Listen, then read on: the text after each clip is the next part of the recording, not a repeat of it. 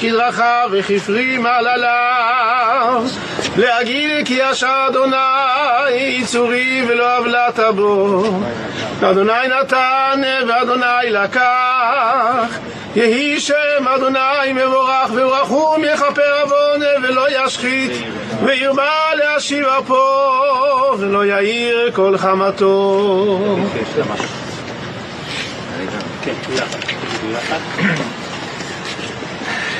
גדל, גדל שמרבה. אנו נדבר הכבוד, ואם נביא מלכותה, לצמח אורכנה, להיקרב לשקר. וחייכון ובמלכון, ולכל בית בית ישראל, והגלה ובמקרב, ואמרו אמן. וישתוח ויתפאר ויתרומם ויתנשא ויתהדר ויתעלה ויתעלל שמה דקודשה ברחמם לעילה מכל ברכתה אשר אתה תשבחתה ונחמתה גם ברם בעלמה ואמרו ויש למען רבה משמיה וחיים ושפה וישועה ונחמה וזיבה ורפואה וגאולה וסליחה וכפרה ורווח והצלה לנו כל עמו ישראל ואמרו אמן. עושה שלום במרומיו וברחמיו ויעשה שלום עלינו ועל כל עמו ישראל ואמרו אמן.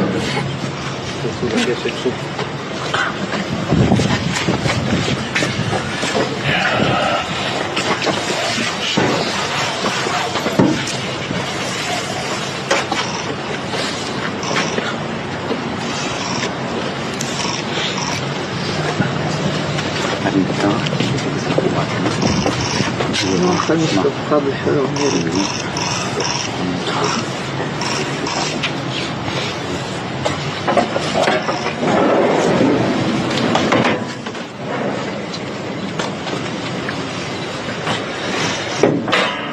צהרון מעלות.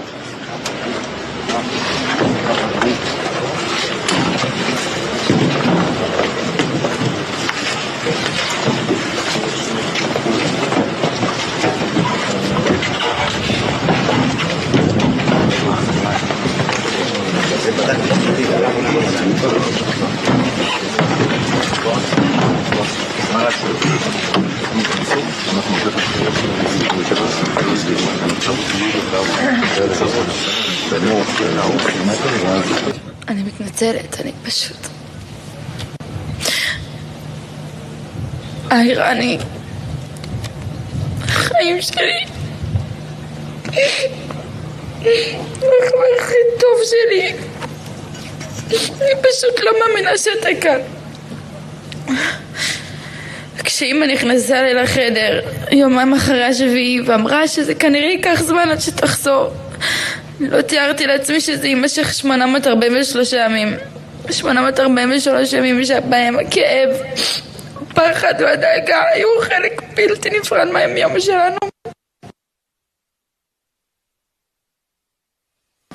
כשיצאת הרגשתי שמשהו רע הולך לקרות. אני זוכרת כשישבת על הכיסא בחדר של עומרי ואמרת לאמא, את רואה, אני יכול להזיז את היד? אז אמרתי לעצמי בראש, תפתחי את העיניים, זאת הולכת להיות הפעם האחרונה שתראי אותו. לא דמיינתי לעצמי שהשטות הזאת שאמרתי לעצמי בראש תהיה האמת. אז לקחת את הרכב של אבא ונסעת. אני פשוט עמדתי מהצד ולא עשיתי כלום. רני, אין יום שלא עובר לי בראש המחשבה מה היה קורה אם הייתי נלחמת איתך להישאר בבית. מה היה קורה אם הייתי יוצאת לנובה בתור מבלה, או גונבת את המפתח של הרכב, מסתירה אותו ממך, עושה את עצמי מגן אנושי שלא נותן לך לצאת מהדלת. רני, היער הוא כבר לא אותו יער. בקניון אין יותר בגדים יפים, ושניצל כבר לא טעים לי כמו פעם. הדברים שהם שלנו, אתה זוכר רני? הנסיעות לבסיס, הנסיעות לפורום, החפלות שלך כל יום חמישי, והכי חשוב, אני ואתה. הצחוקים שלנו הריבים הם נגמרו ונשאר לי רק זיכרונות, וכל זיכרון הוא כמו חץ בלב. כל אופנוע שעובר לידי מחזיר אותי שנתיים אחורה. לפעמים זה נעים ולפעמים אני נשברת, בדיוק כמו היום. מי יקרא לי שוש? מי יקרא לי שוש? מי יקרא לי שוש ויביא לי בוסרת טובה בלחי? מי ישמור עליי שלא יקרה לי כלום? בשנתיים האלו איבדתי אותך ואחר כך את עצמי. כשעמדתי פה בטקס ההספדים הקודם הבטחתי לך שאני בוחרת בחיים. אני נשבעת לך רני, אני נשבעת לך שאפילו שהיה לי קשה אני עשיתי את זה ואני בחרתי בחיים ואני מבטיחה לך שאני אשמחה כל החיים ואתה תמיד תהיה שם לצידי. כי ברן גבילי የመጨረሻ መመለስና በአጠቃላይ የ255 ዜጎቻችን በህይወት ያሉት አስክሬኑን መመለስ ተመርኩዞ ያለሽን የግል ስሜትሽንና ከዛ በኋላ የአገራዊ ወይ ብሔራዊ ተጽዕኖውስ ምንድነው የሚለውን እስቲ ሁለቱም መልስ ብትሰጪ። በጣም ጥሩ ጥያቄ። በመጀመሪያ ደረጃ ነው ራን ግቪሊ ወደ ቤቱ ወደ አገሩ በመመለሱ በጣም የሚያኮራ ነው። በተለይ እናቱ ባለፈው 10 ቀን ክነሴት መተው እዚህ ተገናኝተን ነበር ወይዘሮ ታሊ እና አንድ ጉዳይ ምን ጠይቀው ነበር። ስሙ የልጄ ጉዳይ በጣም አሳሳቢ ነው። ልጄ የመጀመሪያው ሩጦ የገባ ለማዳን ወገኑን እሱ ነው። አሁን ግን መጨረሻ የቀረ እሱ ነው።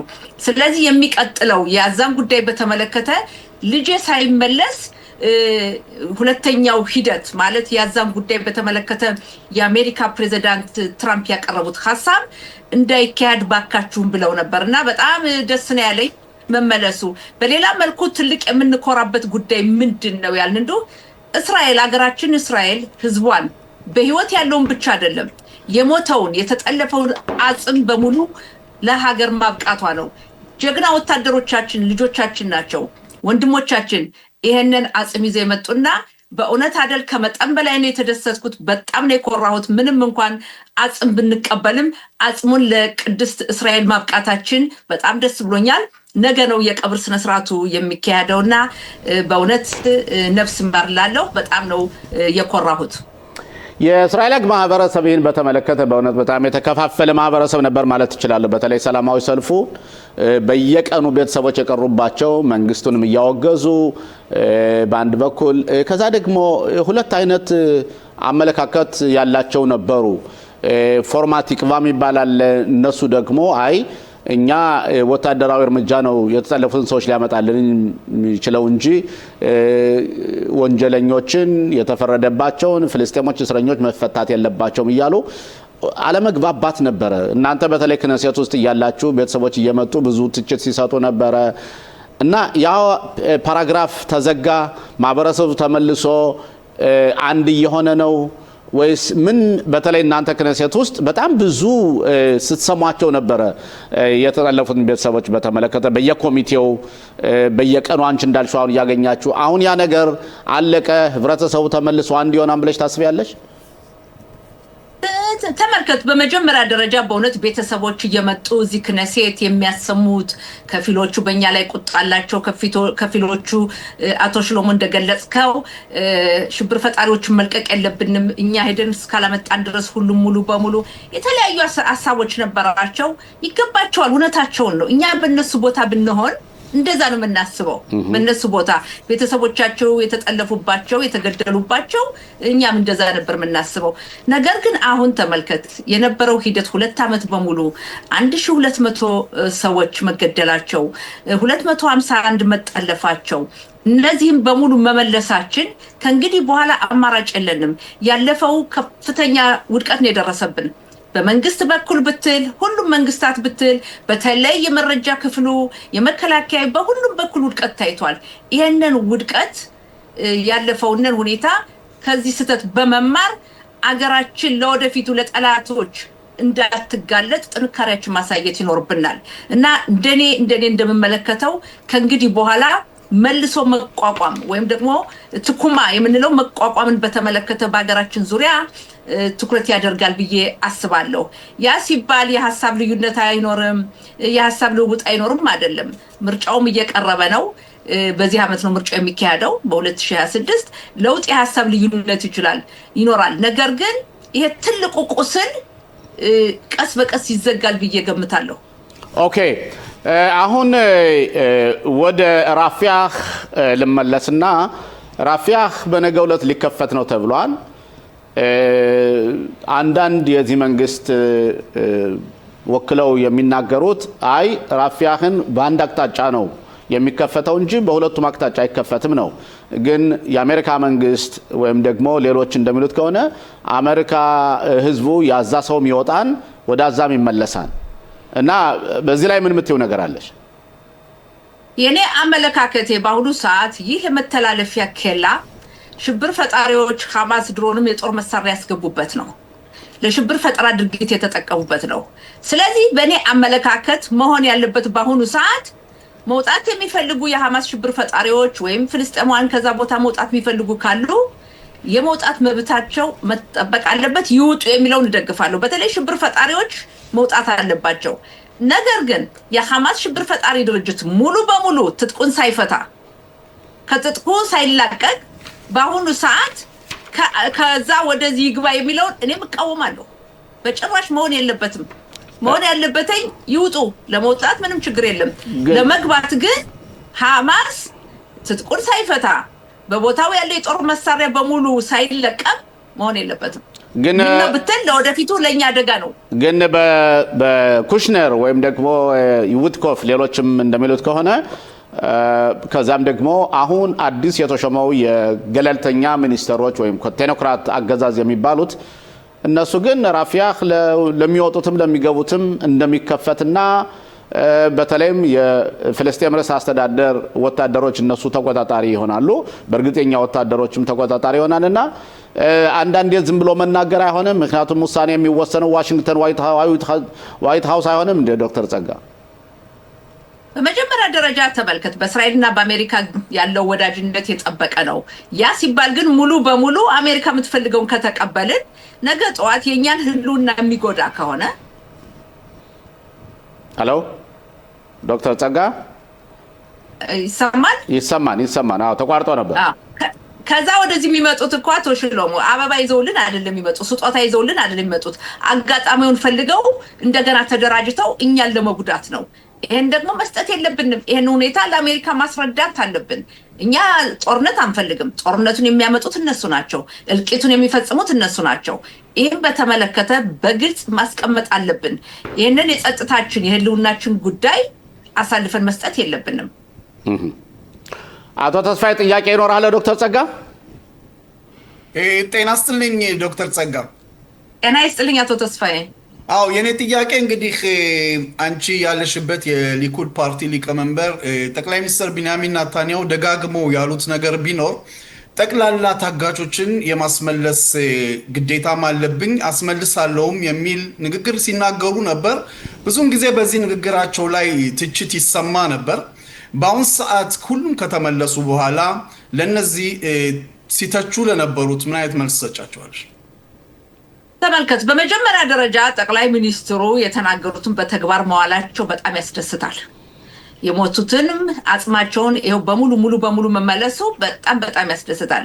ጠቅላይ ሚኒስትሩን የሚቃወሙ ሰዎች ከሁለት ከፍላቸዋል። አንዳንዶቹ በእውነት ይሄ የደረሰው ጉዳት፣ እልቂት፣ የሞቱት፣ የተቃጠሉት፣ የተደፈሩት፣ የተጠለፉት የዛ ስሜት አለ። አንዳንዶቹ ግን ጠቅላይ ሚኒስትር ኔታንያሁን ከስልጣን ለማውረድ ሲባል የማይቆፍሩት የለም። ለማስታወስ ያክል 5 ጊዜ ምርጫ ነው በ3 ዓመት ተኩል ጠቅላይ ሚኒስትሩን አንፈልግም ብለው ነው። ማንኛውም ነገር በህይወታቸው ጠቅላይ ሚኒስትሩን ከስልጣን ለማውረድ ነው። በፍርድም በኩል የተጀመረው ጠቅላይ ሚኒስትሩን ለማውረድ ነው። አሁንም እንኳን ተመልከቱ ወንድሞቼ፣ አሁን ጠቅላይ ሚኒስትሩ ያው ሁሉም የተጠለፉት መጥተዋል፣ ራንግቢል መጥተዋል። ነገ የቀብር ስነ ስርዓቱ ይካሄዳል። የሚቃወሙት ጠቅላይ ሚኒስትሩን ሌላ መንገድ ይፈልጋሉ። አርፎ አይተኙም። ውሃ ቀጠነ ብለው ጠቅላይ ሚኒስትሩን ለማውረድ ነው። ምክንያት የላቸውም። የሚተኙትም ሲተኙም ሲነሱም ይሄ ነው፣ ጠቅላይ ሚኒስትሩን ለማውረድ ነው። በዚህ አጋጣሚ ተመልከቱ፣ በፊተኛው ሪፎርማ ምሽፓቲ ተብሎ የህግ መሻሻል እንዳይኖር ብጥብጥ ተነሳ። ከዛ ቀጥሎ ያው ጦርነቱ መጣ። አሁን በጦርነቱ ጊዜ ታያላችሁት በየቅዳሜ ምሽቱ የነበረውን። አሁንም ቢሆን አልተኙም፣ አልተቀመጡም። ሌላ ምክንያት ይፈልጋሉ። ዲሞክራሲ መብታቸው ነው። ዲሞክራሲ መብታቸውን እኮ መንፈግ አይቻልም። ዶክተር ጸጋ መቃወም የዲሞክራሲ መቃወም ወይም ደግሞ መንግስቱን መንቀፍ ያለ ነውና ይሄን በዚህ ተመርኩዤ ልጠይቅሽ የምፈልገው አሁን ቀጥታ የእናንተ የጥምር መንግስት በተለይ ፓርቲዎች መንግስቱን የሚያጣምሩት የሃይማኖት አክራሪዎች አሁን ባጀት እንዳታስተላልፉ አስረዋቸዋል እና ሴኔስ እንዴት ነው የምታየው? ሁለት ነገሮች፣ አንደኛ ቀደም ያልከው ዲሞክራሲ መንገድ ሰላማዊ ሰልፍ መውጣት ዲሞክራሲ ነው፣ ተገቢ ነው። ዲሞክራሲውን ደግሞ አጠቃቀሙንም ማወቅ አለብህ። አንዳንድ ጊዜ ምንድነው ያኮ ሰላማዊ ሰልፍ እኮ ዲሞክራሲ መብት ነው፣ መፍትሄ ቢያመጣ ጥሩ ነው። በፊተኛው ምንድነው የነበረው? ሎ ቢቢ ኬን ቢቢ፣ ጠቅላይ ሚኒስትር ቢቢን እንወዳለን፣ እንደግፋለን፣ እናወርዳለን፣ እሳቸው ማውረድ አለብን፣ እንደማይሳካዩት ያ ሁሉ አሁን ካርስት ወርዷል። እና ያ ነው። ሌላው አቶ ሽሎሞ የጠየቀው የአክራሪ ሃይማኖተኞች የሃሪዲዎችን በተመለከተ ያለው በጀቱና የነሱ ውትድርና ያገልግሉ የሚለው ግንኙነት የለውም። አቶ ሽሎሞ ምን ግንኙነት አለው ታዲያ? ለምን ትላንትና ባጀቱን አላጸደቃችሁትም? በትላንትና ዕለት አንዳንድ መዘጋት የሚገባቸው ጉዳዮች ነበሩ በበጀቱ ላይ እንጂ ነገ ለመጀመሪያ ድምጽ ይቀርባል፣ በጀቱ ይጸድቃል። ነገ የመጀመሪያ ዙር ድምጽ መስጠት ሂደት አቶ ሽሎሞ ዶክተር ጸጋ ግን አንቺ አሁን ስሞትሪች ራሱ ትላንትና ማታ የተናገረው ነገር አለ። በእኛን ባጀት እናንተ እስረኛ አድርጋችሁታን ባጀቱን ብለው ከደሪ ጋር እና ከጋፍኒ ጋር ከፍተኛ ትችት ነበራቸው። ይህን የልጆቻችን ውትድርና እንዳይሄዱ አንፈቅድም የሚለው ከዚህ ጋር የተያያዘ መሆኑ እኮ ሳይታለም የተፈታ ህልም ነው። ዶክተር ጸጋ ሁለት ነገሮች አሉ። አቶ ሽሎሞ አንተ ክነሴት ነበርክ ታውቀዋለህ። የሃሪዲዎች ውትድርና ይሄዱ የሚለው ጉዳይ የፖለቲካ ጥያቄ ነው። ይሄን ያክል አመት በሙሉ ሲኖር ይሄ ጉዳይ በተመለከተ ሁሉ ጊዜ ይነጋገራል፣ ይወርዳል። አሁን ሃሪዲዎች ከቀኝ ክንፍ ጋር መንግስት በማቋቋማቸው ነው ይሄ የፖለቲካ ጥያቄ መጣ እንጂ በእውነት ታቅዶ ታስቦ ማገልገል አለባቸው የሚለው ቢሆን ኖሮ በጣም ደስ ይል ነበር፣ በጣም ጥሩ ነበር።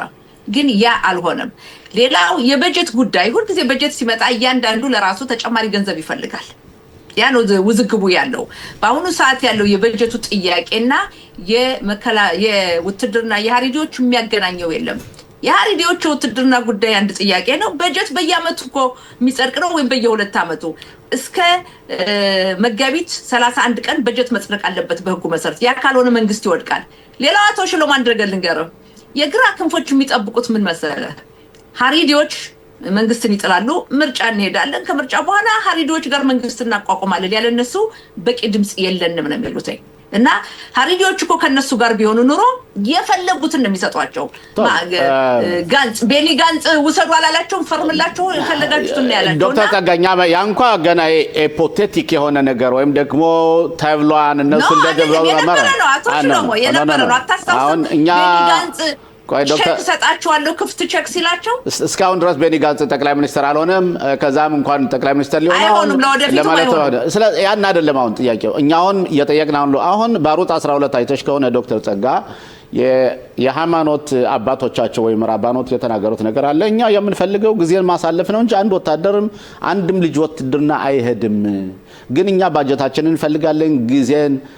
ትላንትናም ባለፈው ሳምንትም ባሩት 12 እና ይህን ስታዩ እናንተ በተለይ የሊኩድ አባላት ትክክለኛ የሆኑ ሃሪዲዎች ወደ ውትድርና እንዲመጡ እናረጋለን እያላችሁ የምትናገሩት ራስን መዋሸት አይሆንም? ጥሩ ጥያቄ ነው። ቅድም ምንድነው ያልኩህ? መንግስትን ለማውረድ በተለይ ጠቅላይ ሚኒስትር ናታንያሁን ከስልጣን ለማውረድ ጸጉር መሰንጠቅ ነው የቀራቸው። አሁን አሩጽ ሽታይ መስራ 12ኛ የቴሌቪዥን ጣቢያ ያቀረበው ትላንት ምሽትና ዛሬ ያቀረበው ከአመት በፊት የተናገሩት ነው አይደለም። አሁን በጀቱ ስለቀረበ እርግጠኛ ነኝ ያልነግር አሁን በባድራት ውስጥ ቢታሆን በውጭና የጸጥታ ኮሚቴ ሁሉ ተነጋግረውበታል። ይሄ ከአመት በፊት የነበረ ነው። አሁን ጊዜው ስለቀረበ አመጡት። ሁሉም ሃሪዲዎች ይደግፋሉ፣ ሁሉም ሃሪዲዎች ይቃወማሉ ማለት አንችልም። ውትድርና አቶ ሽሎሞ እዚህ ላይ ለህብረተሰባችን እናስረዳው። የሃይማኖት መሪዎችን ሲያዩ አንቺ ምን ተሰማሽ? አንቺ ልጆች ውትድርና አገልግለዋን፣ የኔ ልጆች ውትድርና አገልግለዋን፣ ብዙ ማህበረሰብ ያገለግላል። እነሱ ግን ልጆቻችን ውትድርና አይሄዱም። እንዳይሄዱ ብቻ ሳይሆን እኛ ገንዘብ እየወሰድን እንዲማሩ ምን ስሜት ተሰማሽ ነው ጥያቄው። ዶክተር ጸጋዬ እኮ አሁን መንግስት ናታንያሁን ለመጣል ለመጣል እኮ አይደለም። የግል ጥያቄን ካመጣ ሁለት ነገሮች አሉ። በአጠቃላይ ስትጠይቀኝ ውትድርና ማገልገል ወይም ሽሩት ሎሚ ብሔራዊ አገልግሎት መስጠት ግዴታ ነው። ማንኛውም መሆን አለበት። እዚህ ላይ ግን የፖለቲካ ጥያቄ ነው የምልህ ለምን መሰለ ከሃሪዲዎች ከአክራሪ ሃይማኖተኞች የበለጠ ቁጥር ያላቸው አረቦች አሉ። 2,100,000 አረቦች አሉ። እነሱ ውትድርና ሄዱ ማለት አይደለም። ግን ብሔራዊ አገልግሎት እንኳን አይሰጡም። ሚስጡ ብሎም የግራ ክንፎች ጠይቀው አውቁም። ለምን እናንተ አታረጉም? ገጆች እኮ እናንተ ናችሁ ዶክተር ጸጋ፣ እናንተ እኮ ናችሁ ገጆች። አንድ ነገር ልንገርህ፣ ጠይቀኛል በመለስ ፈልጋለሁ። እሺ ሙሉ በሙሉ ለጥያቄ እና ይሄ የፖለቲካ ጥያቄ ነው። ለምን አረቦች ብሔራዊ አገልግሎት ይሄዱ፣ በሆስፒታል ያገልግሉ፣ በተለያዩ በእነሱ ትምህርት ቤት በመንደራቸው የሚል ነገር አንድ የግራ ክንፍ አይጠይቁም። ይሄ የሚያመለክተው እንደው ዝም ብሎ አሉባልታ መሆኑን ነው። ሌላው ተመልከት፣ ውትድርና መሄድ ማገልገል እኛ ታውቃለህ፣ በእኛ ህብረተሰብ ያለውን በሃሪዲዎች በኩል ሃይማኖት የማይማሩ ተመልከት። እኛ ወደ እስራኤል ሀገራችን እኛ የመጣ ነው በሃይማኖታችን ነው። እስራኤል የይሁዲ ሀገር ናት። ከዲሞክራሲ በፊት እንኳን መጀመሪያ የይሁዲ ሀገር ናት ስትቋቋም። ሃይማኖቱን የሚማሩ ሰዎች ይማሩ፣ ሃይማኖቱን የማይማሩ ግን መሄድ አለባቸው። ይህም በተመለከተ እስራኤል ከተመሰረተችበት ጊዜ አንስቶ መፍትሄ አለመስጠታቸው ስተት ነው። አሁን መፍትሄ መስጠት አለባቸው ደረጃ በደረጃ። ሌላው አትዘንጋ፣ አቶ ሽሎሞ፣ አቶ ተስፋዬ አስታውሱ፣ የእስራኤል መከላከያ ኃይል ሃሪዲዎችን ተቀብሎ እንዲያገለግሉ 2 የጦር ክፍሎች መድቧል። ያም በሰፊው ማጠናከር አለበት። ግን የግራ ክንፎች የሚጠይቁት ልንገራችሁ፣ ጠቅላይ ሚኒስትር ናታንያሁን ለማውረድ ብቻ ነው። ይሄ ነው እንጂ ጥያቄያቸው ሃሪዲ ውትድርና ይሄድ አረቦችን ለምን አያነሱም? ለአገሪቱ ቢያስቡ ኖሮ ለምን አረቦችን አያነሱም? አቶ ሽሎሞ፣ አረቦቹ ብሔራዊ ውትድርና ለምን አያገለግሉም? ዶክተር ጸጋ አንድ ቦታዎች ሆስፒታል አረቦች አሉ። ዶክተር ጸጋ ግን ዶክተር ጸጋ ቆይ ዶክተር ጸጋ ሽሩት ሎሚ ለምን አያገለግሉም? ዶክተር ጸጋ አንደኛ አረቦች ሽሩት ሎሚ እንዲያገለግሉ እንዲሄዱ ገዢው መንግስት ነው እንዲሄዱ ማድረግ ያለበት። ይሄ አንዱ። ሁለተኛው ጥያቄ አሁን የወታደሩ ክፍል መከላከያ ሃሪዲዎችን ውትድርና እንዲሄዱ እንፈልጋለን፣ የስራ የጉልበት ኃይል የለንም፣ በቂ የለም፣ እነሱ ውትድርና ካልሄዱት ሚሊዮን የሚያገለግሉት ሰዎች ተጨማሪ ቀናቶችን እንዲያገለግሉ እያደረግን ነውና ሁልጊዜ የፖለቲካ ጥያቄ ብቻ ሳይሆን ትክክለኛ ወታደሩ ይፈልጋቸዋል የሚለውን ለምን አታዩትም ነው ጥያቄው። አንድ ምሳሌ ልስጥ። አሁን አንተ እንዳልከው ነገ ጠዋት 10,000 20,000 ሃሪዲዎች ውትድርና እንሄዳለን ብለው ልሽካት ግይ ውስጥ ቢሄዱ መከላከያ ኃይሉ እነሱን ተቀብሎ መመልመል ይችላል ብታስባለህ? መች ተሞከረና ይሄ የሚያሳይ መሰል እንደማይሆን እናውቃለን። የማይሆንበት ምክንያት ምንድን ነው? ይሄን ያክል ቁጥር ያለውን ተቀብለው ማስተናገድ ወይም እንዲያገለግሉ ማድረግ አይችሉም። በዛ ፋንታ በተለያዩ ቦታዎችም አቶ ሽሎሞ እኮ ሃሪዲዎች ሃይማኖቱን የማይማሩ ያገልግሉ ባይ ነኝ። መገልገል አለባቸው በውትድርና ብቻ ሳይሆን በተለያዩ መንገዶች። እነዚህ ሃሪዲዎች ምንድን ነው የሚሉት? እኛ ማገልገል አንደኛ እኛ የምናምነው የኛ ወታደራችን ኃይላችን ሃይማኖታችን ኦሪቱ ነው የሚሉት። ያ ይቅርና ሄደው እንዲያገለግሉ የሚያስፈልገውን ነገር ለነሱ ማሟላት አለ። አየው ለምን ያ ካልሆነ የነሱ ስጋታቸው ምንድነው? ውትድርና ከሄዱ በኋላ ሲመለሱ ሃይማኖት መጠበቁን ይረሱብናል የሚላል። ያን መፍትሄ ማምጣት ያስፈልጋል። ነገር ግን የግራ ክንፎች ይዘውት ያል አቶ ሽሎሞ እንደገል እንገር ሃሪዲዎች አሁን ነገ ጠዋት ምርጫ ሆኖ ከግራዎቹ ጋር መንግስት ቢያቋቁሙ ይሄ ነገር አይነሳም።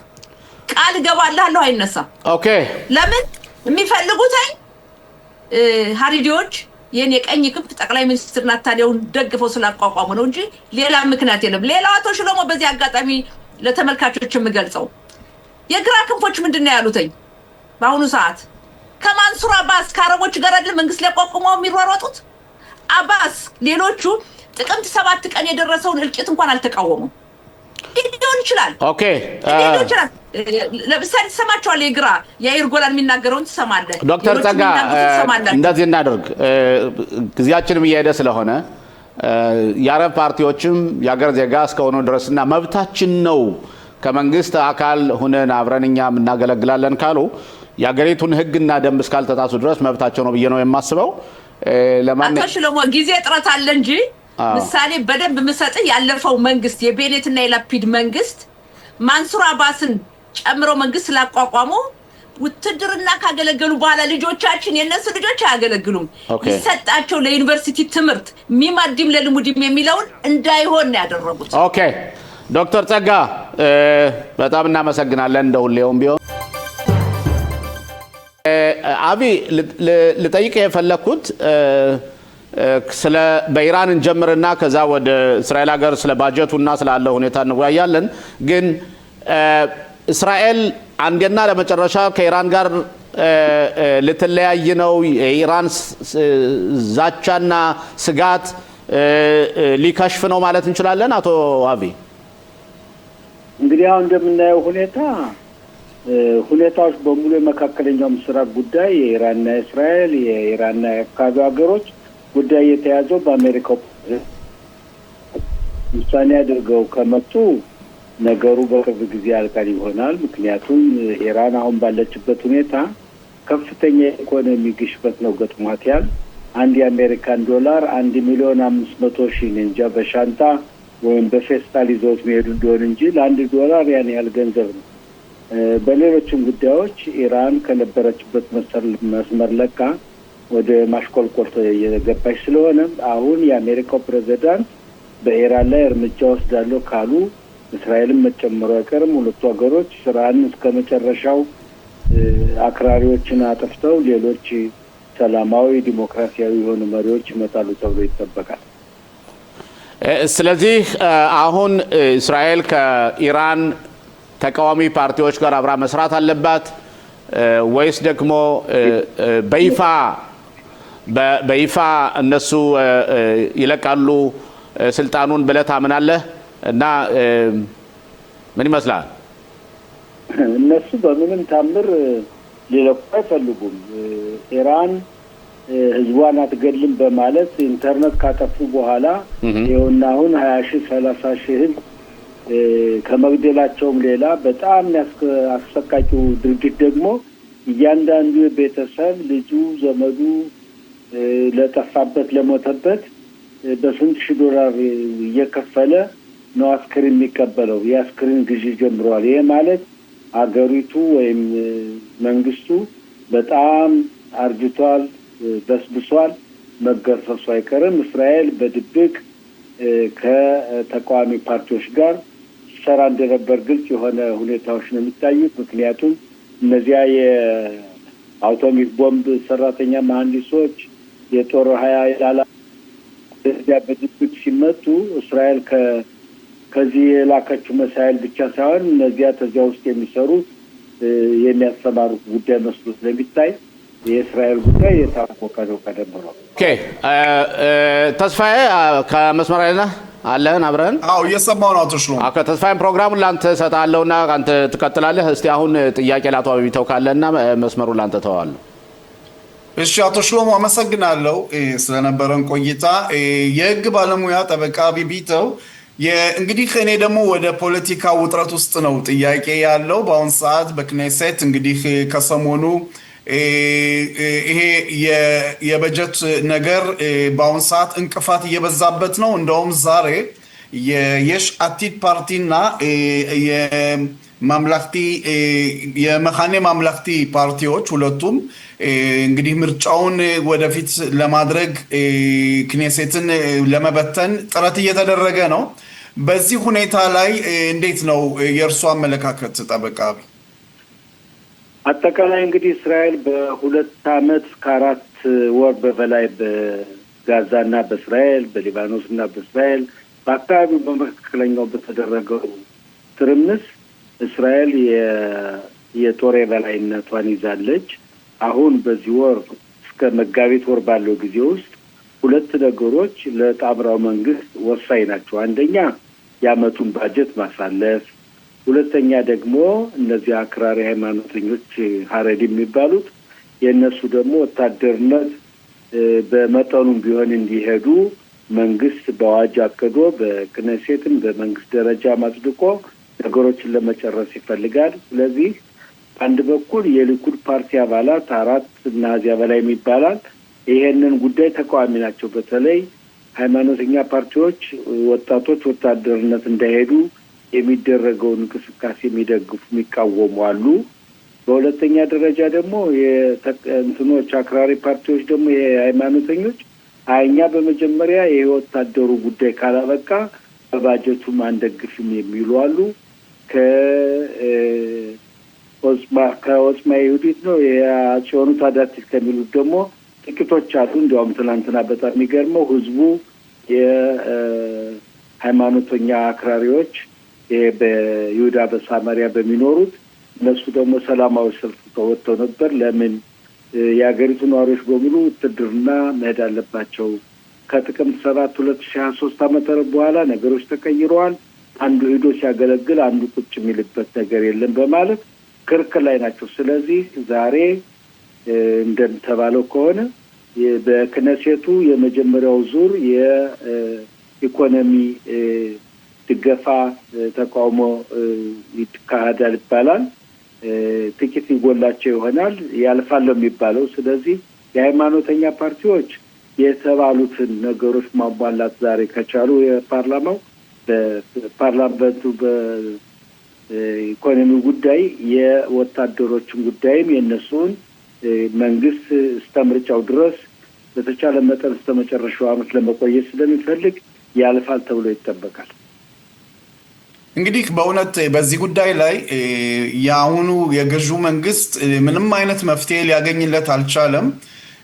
ሲጠበቅ የነበረው የዛሬው የበጀት እንግዲህ በክኔሴት ይጽደቅ አይጽደቅ የሚባለው ጥያቄ አሁን በአየር ላይ እንዳለ ሆኖ አዳዲስ ፓርቲዎች የሚመጡት የተጠባባቂ ወታደሮች ራሳቸውን ችለው ፓርቲ ለማቋቋም ጥረት እያደረጉ ነው። ይሄ የገፋፋቸው ነገርም እንደዚህ አይነት ጉዳዮች ላይ ነው። ብዛት ያላቸው ዜጎች በውትድርና የማይሄዱ የሃይማኖት የአክራሪ ሃይማኖት ብቻ ሳይሆን የተለያዩ በእስራኤል ውስጥ የሚገኙ ዜጎች እንዳሉ ነው እና ይሄ ፓርቲ በእውነት ምን አይነት መፍትሄ ሊያገኝለት ይችላል ብለው ያስባሉ ጠበቃ? አዎ በእርግጥ እንደጠቀስከው በእስራኤል በርካታ ወገኖች ወታደርነት መሄዱ አሉ። አንደኛ አረቦች በስፋት የእስራኤልን ሕልውና ግማሾችም ስለማያውቁ ግማሾችም ደግሞ ቢሄዱም የእስራኤል መንግስትም እስካሁን ጥረት አላደረገም ነበር። በዚያ ደረጃ የተመደቡ አረቦች አሉ። በሁለተኛ ደረጃ የግራ ክንፍ የሚባለው በጣም አክራሪ ግራ ክንፎች አገሪቱ ውስጥ ከ100,000 በላይ በፍጹም የእስራኤልን ውትድርና ወይም እስራኤል በይሁዳና ሳማሪያ በኩል የምታደርገውን አስተዳደር የሚቃወሙ ወታደርና ነድም ብለው የሚቀሩ ኃይላት እንዳሉ የታወቀ ነው። በሶስተኛ ደረጃ ደግሞ እነዚህ ሀሬድ የሚባሉት ደግሞ እምነታችን የእግዚአብሔርን ቃል መማር ብቻ ነው እንጂ እኛ የምንዋጋው የምንከላከለው እስራኤልን በጸሎት ነው እንጂ በጠመንጃ አይደለም በማለት ይሄዱ የማይፈልጉ ህዝቦች አሉ። ስለዚህ ይሄን ሁሉ ባንድ ላይ በተለይ ይሄ ውትድርና የሚያገለግሉት ምሉይም ተጠባባቂ ኃይሉን የሚያገለግሉት የተለያዩ ፓርቲዎችን አቋቁመው ተደራጅተው በዚያ በኩል በሚቀጥለው የፓርላማ ምርጫ ለመወዳደር ይፈልጋሉ። ጥቂት ድጋፍ ከህዝቡ አላቸው። ምክንያቱም ዛሬ ወታደርነት መሄድ ወይም ስራን ማገልገል እንደ ጌጥ እንደ ክብር ስለሚታይ ህዝቡ ይደግፋቸዋል። ስለዚህ ሁሉ በአንድ ላይ ሆኖ እንግዲህ አንድ የሆነ ከትርምስ ይልቅ ከዚህም ከዚያም ጥቂት ተወጣቶ ኦኬ በመጀመሪያ የሀገሪቱ ሕልውና ከዚያ በኋላ የሀገሪቱ ጸጥታ ከዚያ በኋላ የህዝቡ አንድ መሆን የሚል አቋም ሊይዙ ይችሉ ይሆናል። ነገሩ ግን እንደተፋጠጡ ናቸው።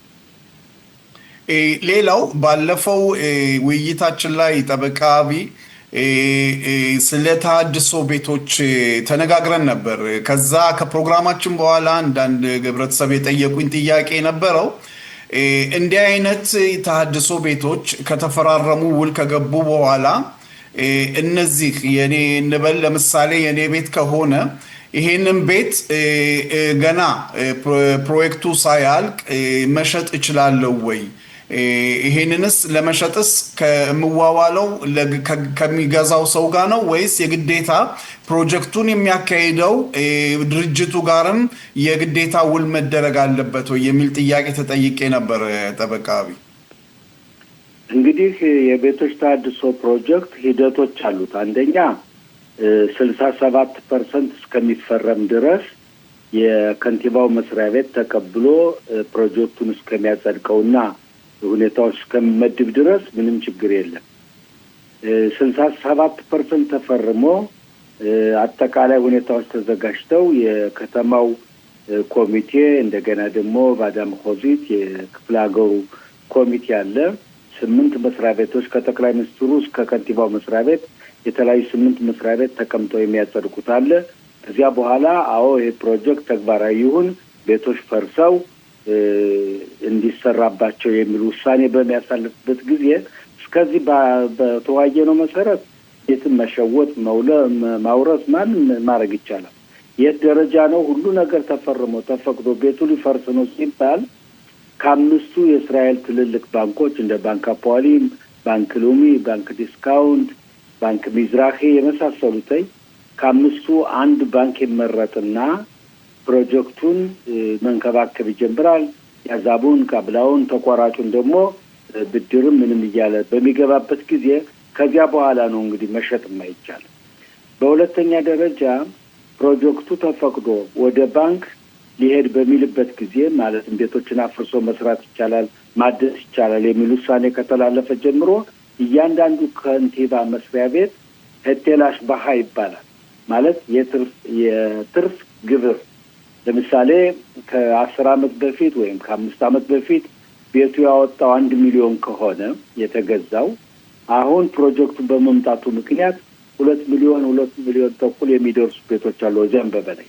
ስለዚህ መንግስት የሚላለው ኦኬ ቤቱ ሲገዛው 1 ሚሊዮን ነበር፣ አሁን ደግሞ ልሽፈት ስትል 2 ሚሊዮን ምናምን ያወጣል። ስለዚህ 1 ሚሊዮን ንጹህ ትርፍ አለህ።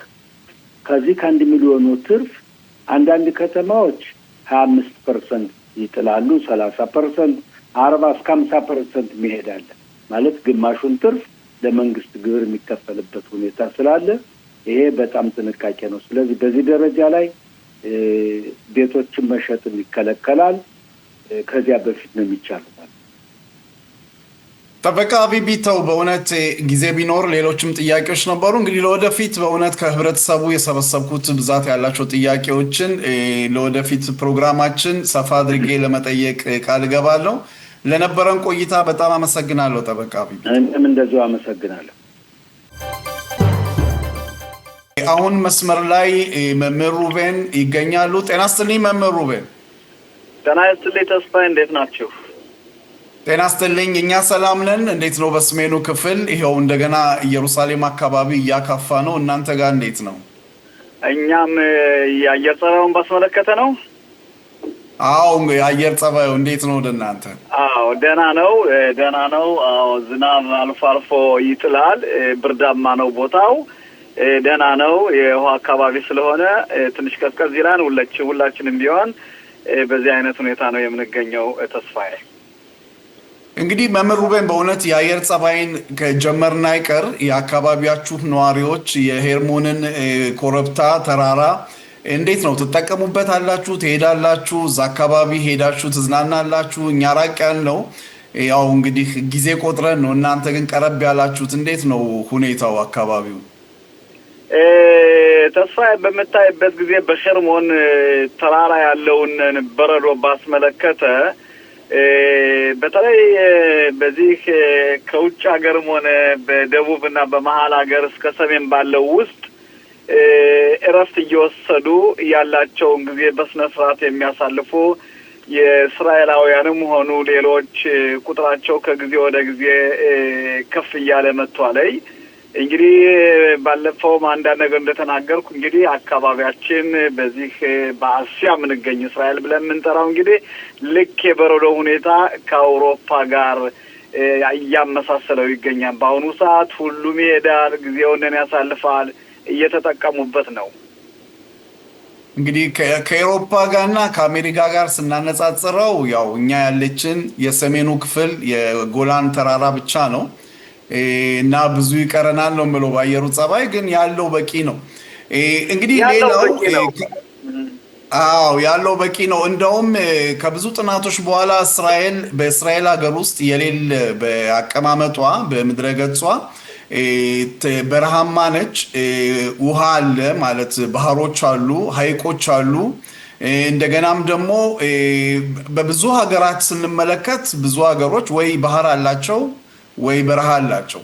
በእስራኤል ሁሉም አለ ማለት ይቻላል። እንግዲህ ይሄን ካልን በኋላ መምህር ሩቤን ከሰሞኑ አዳዲስ ጥናቶች እየወጡ ነው። የሰሜኑ ክፍል ነዋሪዎች አሁንም የደህንነት ስጋት አለብን በማለት ወደ 40% የሚሆኑ ቦታውን ለመልቀቅ ሐሳብ አለ የሚል ጥናት ወጥቷል። በዚህ ጉዳይ ላይ ምን ይላሉ መምህር?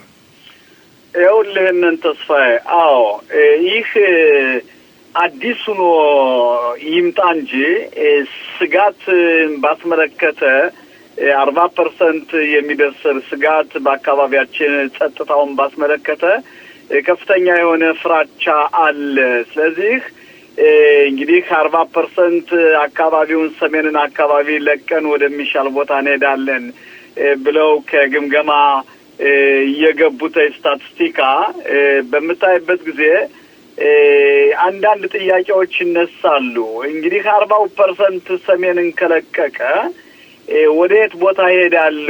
የሚሄዱበት ቦታ ጸጥታ ነው ወይ? ያለ የሚሄዱበት ቦታ ከዚህ ከነበሩበት በሰሜኑ ሲናወዳደው ያለው የጸጥታ ሁኔታ የተሻለ ነው ወይ የሚሉ ብዙ ጥያቄዎች ይነሳሉ። ነገር ግን በመናይበት ጊዜ በአሁኑ ሰዓት ያለው ሁኔታ ምንድነው? እንግዲህ በሰሜን አካባቢ በሊባኖስም ሆነ በሱሪያም ሆነ በሱሪያ በኩል በሰሜን ሱሪያ በኩል ያለው የቱርክ ጣልቃ ገብነት የተለያዩ ነገሮች እነዚህ ፍራቻ በመስደድ አብዛኛውን ጊዜ ቲክሾረት ወይም ደግሞ በሚዲያ በሚያዩበት ጊዜ የሰውነን ግምገማ እያሳደገው ይመጣል። ይሄ በዚህ ሁኔታ ነው ያለው ሁኔታ እንግዲህ ህዝቡን ትንሽ ፍራቻና ጭንቀት እየዘራበት ብለን መናገር ያስችላል በዚህ ሰዓት። ነገር ግን ስታየው ግና ይሄ ግምገማው የወጣውና ድርጊቱን ስታወዳድረው ጠቅላላ ከፍተኛ የሆነ ርቀት አለ ተስፋዬ። እንግዲህ በዚህ ላይ መምህር ሩቤን በአንጻሩ መንግስት አንዳንድ ወጣቶችን በሰሜንም ሆነ በደቡብ ክፍል ከጦርነቱ በኋላ የራሱ የሆነ እንቅስቃሴዎች እያደረገ ነው ወደዛ እንዲያልፉ። ሁላችንም እንደምናውቀው የሰሜኑም ክፍል በግብርና ተሰማርቶ የሚኖር ህብረተሰብ ነው። ብዛት ያላቸው ገበሬዎች ያሉበት ነው። እንግዲህ በጦርነቱ ምክንያት በእውነት በኢኮኖሚም እንደገናም ደግሞ በስራቸውም ትንሽ የተቃወሰ መስሎ ይታያል። በዛ ላይ ስናይ ደግሞ ነዋሪዎቹ የበፊቶቹ ለቀው ለመውጣት የሚያደርጉት ጥረትና አዳዲስ ህብረተሰብ ደግሞ ወደዛ አካባቢ መምጣት ሁኔታዎችም እንቅስቃሴዎች እየታየ ነው። ይሄንን እንዴት ያዩታል መምህር?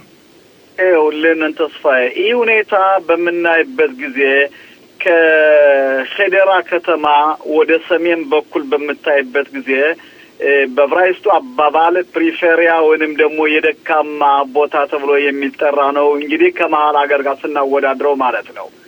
ስለዚህ በምናይበት ጊዜ አሁን ከፕሪፌሪያው ወይንም ደግሞ ከደካማ ህዝብ በሚኖርበት አካባቢ በሰሜኑ አካባቢ እዚህ ላይ ያለውንን ጦርነት ያለውንን የስራ አጥነት ያለውንን ስጋት በምትጨምርበት ጊዜ እጅግ በጣም የሚያሳስብና የሚያስፈራ ከፍተኛ የሆነ ስጋት እየዳረገ ነው የሚገኘው ሁኔታ። ነገር ግን ይሄን ለማድረግ መንግስት በተቻለ መጠን የእነዚህን የጠቀስካቸውን ቦታዎች ጠቅላላ ሃይፋ ክራዮትን ወደ ሰሜን አካባቢ በሚሆንበት የእነዛን ቦታዎች ሰዎችንን አዲስ ገቢ ሆኑ ነዋሪዎችንን ወደዛ ቦታ በማስፈር የአካባቢውን ማስፋፋትና ማሳደግ ይኖርበታል የሚል ከፍተኛ ባጀት ለመመደብ የእስራኤል መንግስት ከፍተኛ ርብርብና ከፍተኛ ትግል በማድረግ ላይ ይገኛል። ይህ ነገር በተግባር እንዲተረጎም ደግሞ የአካባቢው ህዝብ ቦታውን ለቀን እንወጣለን ካላደረጋችሁ በሚልበት ጊዜ የእስራኤል መንግስት ሳይወድ በግድ በሰሜኑ አካባቢ ያለውን አካባቢ በስነ ስርዓት እንዲያስፋፋና ጥሩ ኑሮ እንዲኖሩ ከፍተኛ ጥረት ማድረግ የእስራኤል መንግስት ግድ ይልበታል። ይሄ ነው እንግዲህ ህብረተሰቡን የሚጠባበቀው የዚህን ሁኔታ ነው። እንግዲህ መምህር ሩቤን ከህብረተሰባችን ጋር ከኛ ህብረተሰብ ጋር በብዙ አመት እየሰሩ ነው። ህብረተሰባችን ይሄንን ጥሩ አጋጣሚ ተጠቅሞ ለምን እንዲህ አይነት ነገሮችን እንዲህ አይነት ፕሮጀክቶችን መንግስት በሚሰጥበት ሁኔታ ላይ በሰሜኑም ሆነ በደቡብ ክፍል በነፃ ነው ባይባልም ግን በተቻለ መጠን ካለንበት የኑሮ ደረጃ ኢኮኖሚ ስናየው ይሄ አካባቢ በአሁን ሰዓት እንደገና እንደ አዲስ ምስረታ እየተመሰረተ ነው። በዚህ ሁኔታ ላይ ምን አይነት ሐሳብ አለ? ለሌሎቹስ አሁን በየከተማው ላሉ ለኛ ወኪሎች አሉ፣ የኢትዮጵያን ወኪሎች ምን አይነት ሐሳብ ይሰጣሉ? መምህር ይኸውልህ የኢትዮጵያን ወኪሎች የሚለውን ነገር በአንድ ቦታ እናስቀምጥና የህብረተሰቡ ፍላጎቱ ምንድነው የሚለውን መንደርደሪያ እናድርገው። ተስፋዬ በምናይበት ጊዜ ቀደም ሲል ኢትዮጵያውያኖች ገጠር አካባቢ እርሻ አካባቢ የተለያዩ ቦታዎች አካባቢ ከዛ አካባቢ ቦታ ቢሰጣቸው ኑራቸው ያማረና በስነ ስርዓት ባላቸው ሙያም የግብርና ሙያ ስለነበራቸው የተሻሻለ ኑሮ መቻል ይችሉ ነበር የሚል ነበር።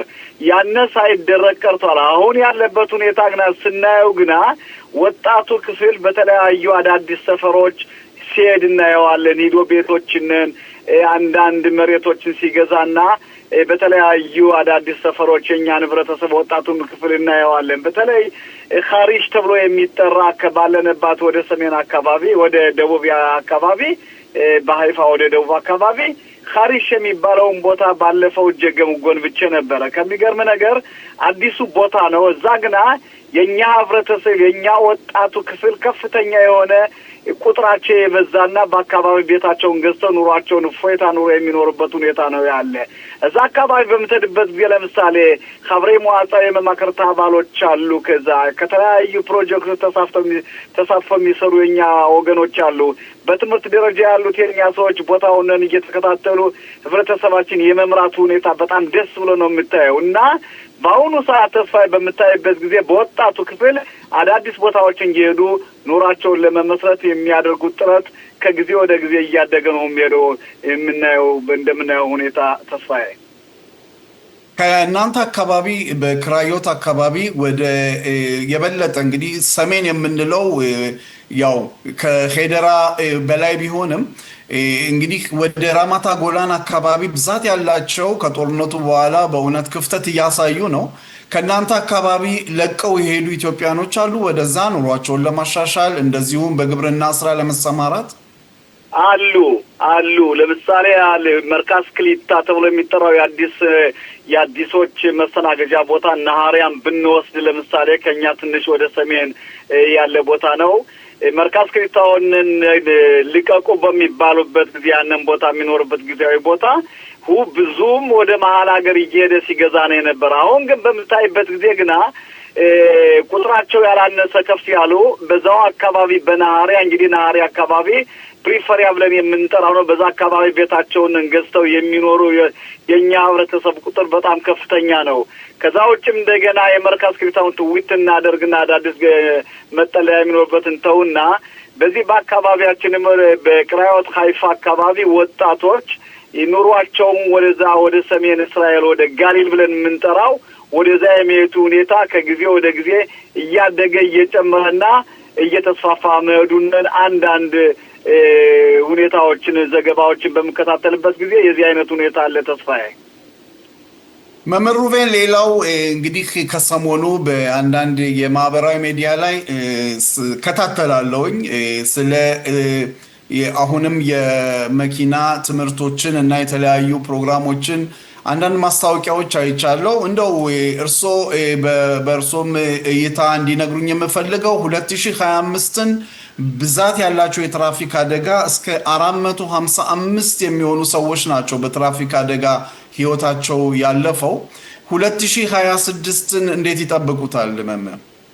በመጀመሪያ ደረጃ ያለው ሁኔታ ምንድነው? ይሄንን የመኪና አደጋ ባስመለከተ የእስራኤል መንግስት በተለይ የትራንስፖርት መስሪያ ቤቶች በከፍተኛ ሁኔታ ከፖሊስ ጋር በመተባበር ይህ የ2025 የነበረው አደጋ የደረሰው አደጋ በ2006 የቀለለ እንዲሆን የሚለው ሁኔታ ከፍተኛ ትግል በማድረግ ይገኛሉ። በኔ በኩል በማይበት ጊዜ መንግስት ከነበረው ስህተት ከነበረው የትራንስፖርት ከፍተኛ ድክመት ይህ ነገር የተሻሻለ መስሎ እንዲታይ ብዙ ለውጦችን ብዙ ሪፎርማ ተብሎ የሚጠሩትን ነገሮች አውጥቷል መንግስት። ምክንያቱም ሰው በግል መኪና ከመሄድ ይልቅ በትራንስፖርት መኪና ቢጠቀም ያለው የመኪና አደጋ ሁኔታ እየቀነሰ ይሄዳል የሚል ለውጥ አውጥቷል። ለምሳሌ ያህል በመናይበት ጊዜ 67 እድሜ የሞላቸው ወገኖቻችን በመኪና ራሳቸው ሄደው ችግር ላይ ከመፈጠር ይልቅ 50 በነጻ ተሳፍረው እንዲሄዱ የሚል ወጥቷል ሪፎርማ ለውጥ። እዛም ታማሚ የሆኑት አካለ ስንኩላን የሆኑትም ለነሱም 50% ቅናሽ እንዲሆን፣ ወጣቶች 33% ቅናሽ እንዲሆን፣ ወታደሮች የጨረሱት ውትድርና የጨረሱ አመት በነጻ እንዲሄዱ፣ ከዛም ፕሪፈሪያ ብለን የምንጠራቸው ዝቅተኛ ወይም ደካማ ቦታዎች ያሉ በሚኖርበት አካባቢ 50% ቅናሽ እንዲሆንላቸው የሚል ሁኔታ ዘገባ ወጥቷል። ይህ ሁኔታ የሚያሳየው ምንድነው? የመኪና ብዛት ስላለ የግል መኪና ይዛችሁ አትሂዱ፣ በመንግስት ትራንስፖርት ተጠቀሙ የሚለውን ሁኔታ የሚገፋፋ ሁኔታ መስሎ ይታያል። በዚህ አይነት ሁኔታ የ2026 ሁኔታ የተሻሻለ ይሆናል ብዬ ነው የማምነው ተስፋዬ። ሌላው እዚህ ላይ መምህር ሩቤን ለመጨመር ያህል በየጎዳናው የተደበቁ የካሜራ የፖሊስ ካሜራዎችም እንዳሉ እየታየ ነው። እናንተ አካባቢ በሰሜኑ ክፍል ባላውቅም እኛ አካባቢ ኢየሩሳሌም አካባቢ ጠቅላላ ጎዳናዎች የተደበቁ የፖሊስ ካሜራዎችም ይሄንን ነገር ለመቀነስ ጥረት እያደረጉ ነው በእውነት ፖሊሶች። በእናንተ በኩል በትምህርቱ ዘርፍ እንዲህ አይነት ነገሮች ላይ ምን አይነት ትምህርት ምን አይነት ምክር ትሰጣላችሁ? ይሄ የመጨረሻ ጥያቄ ነው መምህር። በመጀመሪያ ደረጃ በየቦታው ፖሊስ የተደበቁበት ቦታዎች በተለያዩ ሁኔታዎች የማየውም ካሜራ ብዙዎች ይታያሉ። ካሜራዎች ከጊዜ ወደ ጊዜ እያደጉ የሄዱበት ዋናው ምክንያት ምንድን ነው? በመኪና ግጭትና በሰው መጎዳት የተነሳና ነገሩን ለመቀነስ የተደረገ ሁኔታ ነው ተስፋዬ። እዛም ቢሆን በትምህርት ቤትም ሆነ በተለያዩ ሁኔታዎች የዚህ አይነት ሁኔታ የካሜራ ሁኔታ በማንኛውም ቦታ በማንኛውም የመንግስት መስሪያ ቤትም በማንኛውም ጎልቶ የሚታይና አዲስ ነገር አይደለም። ይሄውም በፖሊስም ሆነ በትራንስፖርት በሚንቀሳቀሱ ከቦታ ወደ ቦታ በሚንቀሳቀሱ ቦታዎችም ቢሆን በየቦታው ካሜራ ነው የምናየው። ይሄም የሰውን ደህንነት ለመጠበቅ የሚደረግ ሁኔታ ነው ብዬ ነው ማምነው። ይሄም ደግሞ ከጊዜ ወደ ጊዜ እያደገ እንጂ እየቀነሰ ይሄዳል ብለህ የምታየው ሁኔታ አይደለም። ምክንያቱም የሹፌሮችን ጸባይ ባስመለከተ ነው። እንግዲህ ይሄንን ጠቆም ለማድረግ የምፈልገው ተስፋዬ። መምህር ሩቬን ከሰሜኑ ክፍል እንግዲህ በእውነት ከነበረን ቆይታ በጣም አመሰግናለሁ። ይሄ ክረምት ገና አላለቀም፣ ራሳችሁን ጠብቁ። በሰሜኑ ክፍል ከሰሞኑ እንግዲህ ተገናኝተን ደግሞ የበለጠ ሰፋ አድርገን በተለያዩ አርዕስቶች ላይ ውይይት እናደርጋለን። መምህር ሩቬን መልካም ቀን። አመሰግናለሁ ተስፋዬ። በራን ግቪሊ ልጀምርና የሱን አስክሬን መጨረሻ ላይ ሲመጣና በተለይ ወታደሮቻችን እዛ ካገኙበት ቦታ ሆነው ከአንድ ላይ ሆነው ሲዘምሩ ምን ተሰማ? ይገርማል። በአይን ላይ እንባ ይቀራል። ገባ? የእስራኤል ሕዝብ ምንም እርስ በርሱ ቢጋጭ አይስማማም። በህይወት ያለና በሞት የተለየን ለይቶ ገንጥሎ አይመለከትም። ስለዚህ የፈለገው መስዋዕትነት ተከፍሎ ይሄው የሞተው ወንድማችን የተሰዋ ወንድማችን እንዲመለስ ያልተደረገ ጥረት የለም። ስለዚህ ይህ ነገር ምን ያህል ህዝቡን አንድ ላይ የፈለገው ነገር ቢመጣ እንደተሳሰረ ይከፋፈላል፣ የፈርስ ጦርነት ይመጣል የሚለው ሁሉ ወደ ጎን የሚያስተው ድርጊት እንደሆነ ለመመልከት ይችላል። ስለዚህ የሁላችንም አይን ላይ እንባ ቀርቧል። አቶ ፋሲል በቀጥታ በምናይበት ጊዜ 255 ሰዎች ከተጠለፉት መካከል ወደ 46 የሚሆኑ በህይወት ወደ አዛ ተጠልፈው ከሞቱ ሙተው ቀርተዋል። ብዙዎቹም ያው ማጆሪቲው በህይወት ተመልሷል። ይሄ ደግሞ ራን ግቪሊ የሚገርምህ ጀግና ፖሊስ ነው። ከቤቱ ነው የነበረና ተኩስ ተከፈተ በሚባልበት ጊዜ ቤተሰቦችን ትቶ እየተዋጋ ገሎ የሞተ ጀግና ነውና እሱ የመጀመሪያው ሲሆን የመጨረሻው ደግሞ ሲሆን ይሄ የሚያመለክተው ይህን ጥቁር ፓራግራፍ ዘጋ ነው ማለት ነው። በተለይ የተጠለፉትን በተመለከተ በመጀመሪያ ደረጃ በዓለም ላይም ሆነ በአገር ውስጥ የሚከታተሉ ተመልካቾቻችን የሚመለከቱ ተመልካቾቻችን አዛ የነበሩት ታጋቾች ከጥቅምት 7 2023 ዓመተ ምህረት በፊት የነበሩትን ጭምር ተጠቃለው ወደ እስራኤል ተመልሰዋል። በአዛ አንድም የእስራኤል ተጠላፊ አለመኖሩም እዚህ ላይ መጠቆም እንወዳለን።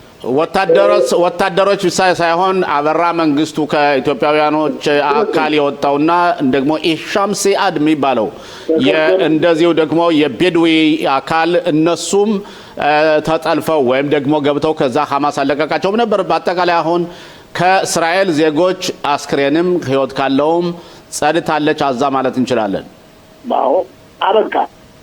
አሁን እንግዲህ የሁለተኛው ዙር እንቅስቃሴ ይጀምራል። ግን አሁንም ራን ግቪሊ ላይ ትኩረቱ እናደርግ። እንግዲህ ትናንትና እኔ የተረጋገጠው ከተረጋገጠ በኋላ አጽሙ መጀመሪያ የተቀበሉት አባቱ ነበሩ።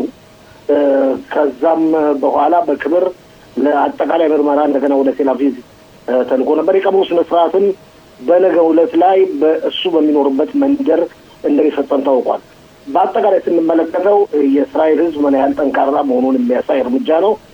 ለዚህ ድርጊት ከፍተኛ ተባባሪ የሆኑት ከጠቅላይ ሚኒስትር ቤንያሚን ኔታንያሁ፣ የእስራኤል መከላከያ ኃይል፣ ሌሎቹንም ከፍተኛ ምስጋና የሚደርሳቸው ነው። ማንም አቶ ሽሎሞ 255 ተጠላፊዎች ሙሉ ለሙሉ ይመለሳሉ ብሎ ያሰብ አልነበረም። ሁላችንም ስንነጋገርም ስናብራራም እንደነትን በነበረበት ጊዜ ሐማስ ራሱን ለመጠበቅ ቢያንስ አንድ ወይም ሁለት ገንጥሎ ያስቀራሉ የሚል እምነት ነበረን። ግን ይሄ ሚራክል ነው ማለት ይቻላል፣ ተአምር ነው ማለት ይቻላል። አቶ ፋሲል እዚህ ላይ አሁንም ተመልሼ ወደ ራን ግቪሊ እሱን አስክሬን ፈልገው ለማግኘት ከሙስሊም ቀብሮች ነው ተቀብሮ የነበረውና የሱን አስክሬን ለይቶ ለማግኘት ከ200 በላይ የሚሆኑ ቀብሮችን የኛ ወታደሮች ከፍተው አይተዋል።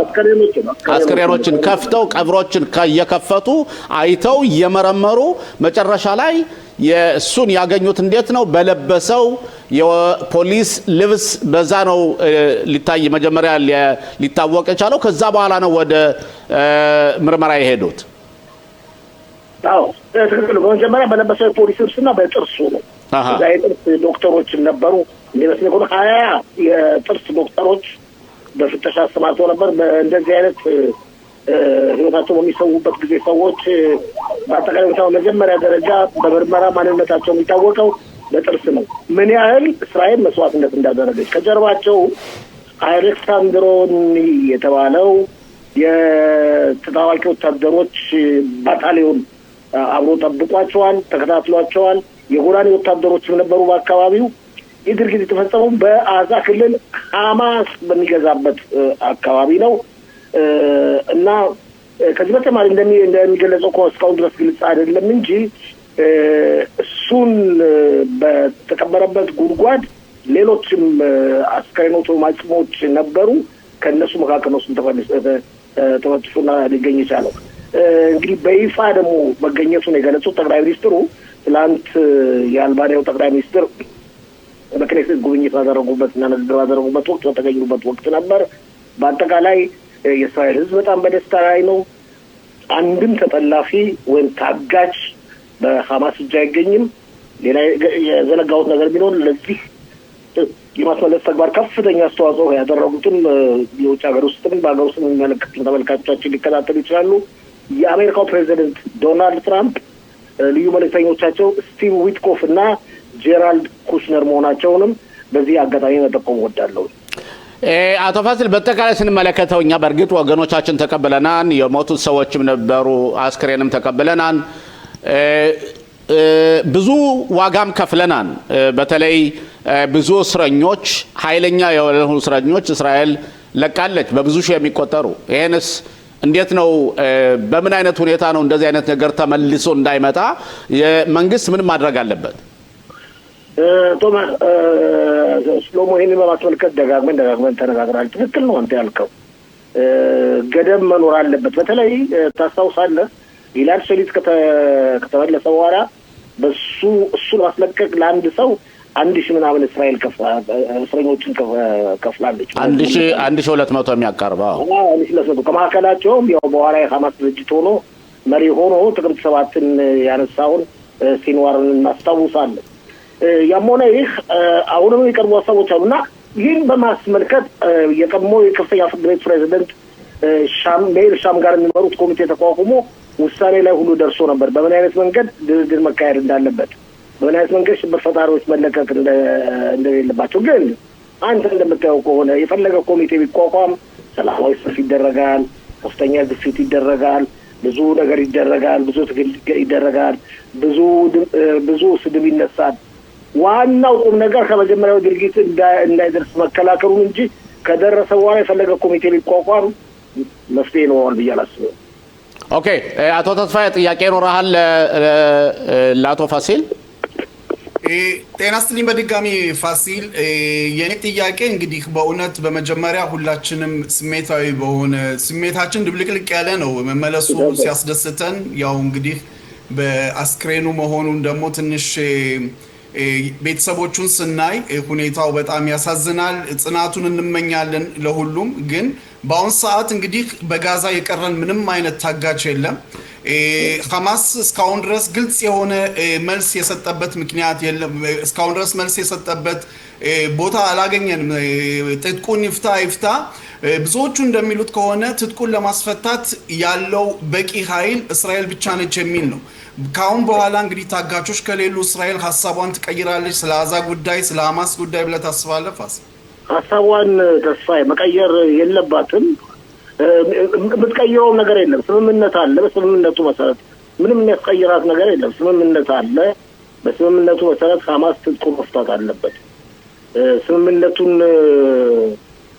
በስነ ስርዓት እንዲከበር ከፍተኛ አስተዋጽኦ ያደረጉት እና የሰላም ኮሚቴው ሊቀመንበር የአሜሪካው ፕሬዝዳንት ዶናልድ ትራምፕ ደጋግሞ ተናግረዋል ከዛ በተጨማሪም ጠቅላይ ሚኒስትር ቢንያሚን ኔታንያሁ ደግሞ ደጋግሞ ተናግረዋል እናንተ ግን ስቱዲዮ ከገባችሁ በኋላ ስሙስካውን ድረስ ግልጽ ያሉልኝ አንድ ሐማስ መሪ በሰጠው መግለጫ ያንተ የጠየቀው ጥያቄ ነው መመለስ ሞክሯል በፍጹም ትጥቃችንን አንፈታም ትጥቃችን ራሳችን ለመከላከል ያለ ነው በአንጻሩ ግን እስራኤል አዛን በሙሉ ለቃ መውጣት አለበት ይላል እንግዲህ